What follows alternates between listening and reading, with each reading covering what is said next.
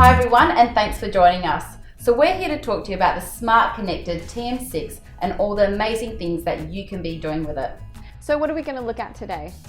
So today we're going to have a look at the emulsifying function. And what is emulsifying? Emulsifying is where you're mixing two liquids together that would normally separate, so like oil and water, and you can create things like mayonnaise and hollandaise. Now with recipes like hollandaise, it's really important to have that precise temperature, and you can actually achieve that using your Thermomix.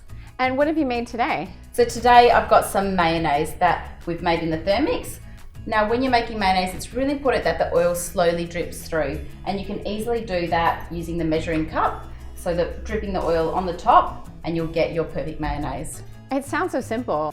I'm really looking forward to making this at home, and it means I don't need to buy store-bought ones with all those preservatives in them.